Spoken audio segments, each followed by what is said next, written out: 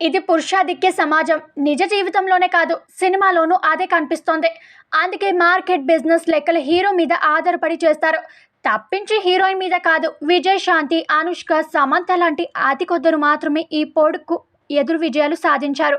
ఇలాంటి పోకడలో స్టార్లు తమ ఆలోచన ధోరణి మార్చుకొని దర్శకులు తగ్గట్టు సన్నివేశం లేదా పాటు డిమాండ్ చేసి రాజీ పడేందుకు సిద్ధపడతారు.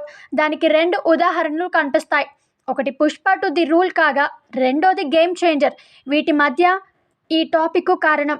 ముందు 'పుష్ప 2' చూస్తే ట్రైలర్లో చూపించిన ఓ షాట్లో రష్మిక మందన పాదాలను తమ చెంపల మీద రాసుకుంటూ అల్లు అర్జున్ని చూడొచ్చు. తన భార్యని ఎంతగానో ప్రేమిస్తాడు. సింబాలిక్గా చెప్పేందుకు దర్శకుడు సుకుమార్ చేసిన ప్రయత్నం ఇది. ప్రపంచాన్ని వణికించే మగాడు కట్టుకున్న దానికోసం ఎంతకైనా దిగుతాడనే దాన్ని నిదర్శనంగా పెట్టాడు.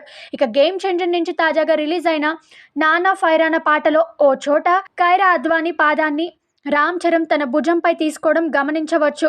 కొరియోగ్రఫీ ప్రకారమే అనుకున్నప్పటికీ చరణ్ వద్దనుకుంటే మార్చే అవకాశం ఉన్న బీట్ ఇది. గతంలోనూ ఇలాంటివి వచ్చాయి, కానీ పెద్ద హీరోల మీద చూపించనివి తక్కువ. అప్పుడెప్పుడో 'గర్న మొగాడి'లో నాగ్మా చిరంజీవి కొట్టే సీన్ ఉందని ఫ్యాన్స్ నానా గొడవ చేశారు. 'నరసింహ'లో రమ్యకృష్ణ సౌందర్య చంపను కాళ్ళతో నిర్మాణం మీద చర్చ జరిగింది.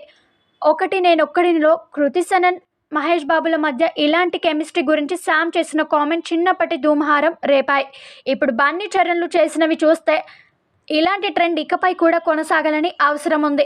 అప్పుడు ఈగోలు, క్యాలిక్యులేషన్లు లేకుండా దర్శకులు స్వేచ్ఛగా తమ అనుకున్నవి తెరకెక్కిస్తారు.